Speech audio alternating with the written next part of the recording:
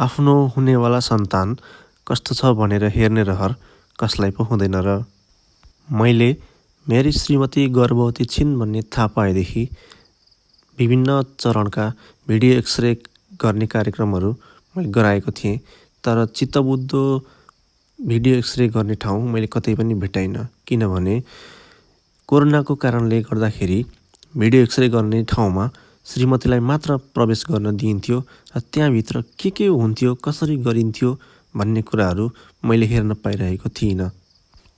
तर आज म एकदमै खुसी छु, किनभने गर्भावस्थाको 28औं हप्ता चल्दै गरेको मेरी श्रीमतीलाई मैले भिडियो एक्सरे गर्न लिएर जाँदा आफ्नो बच्चाको धड्कन साथै त्यहाँ कसरी भिडियो एक्सरे गरिन्छ र के कस्ता कुराहरू देखिन्छ भन्ने कुराहरू मैले हेर्न पाएँ, जुन कुरा आज म तपाईँहरूलाई पनि यहाँ देखाउन गइरहेको छु।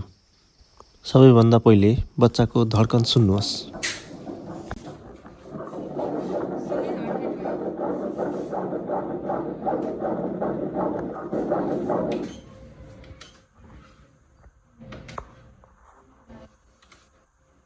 धड्कन अहिले 157 BPM देखाइरहेको छ।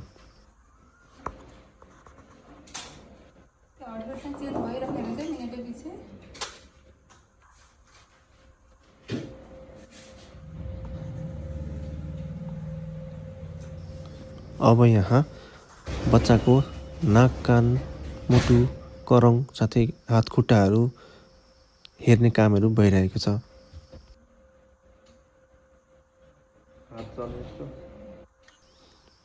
यहाँ देखाइरहेको चाहिँ अहिले अनुहार हो।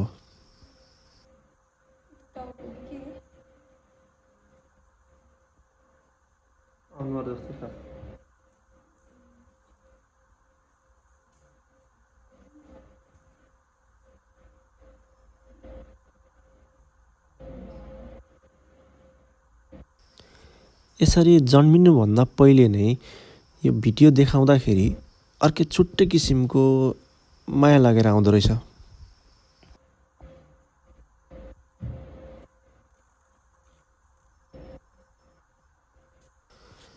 यदि यहाँहरू कसैलाई यसरी नै आफ्नै आँखा अगाडि भिडियो एक्सरे गरेको हेर्ने रहर छ भने कृपया कमेन्ट बक्समा आफ्नो फोन नम्बर कमेन्ट गर्न सक्नुहुनेछ। म कहाँ गराइन्छ भन्ने कुराको जानकारी दिनेछु। बच्चाको धड्कन फेरि सुनौ है त।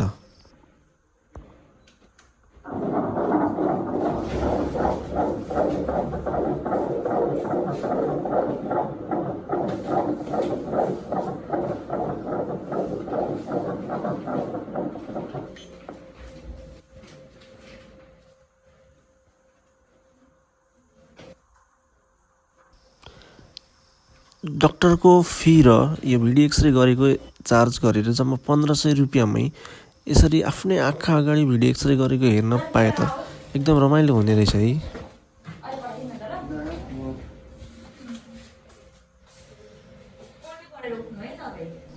हस् त साथीहरू, आजलाई यति नै। बाँकी कुरा अर्को भिडियोमा हेर्न हुनेछ।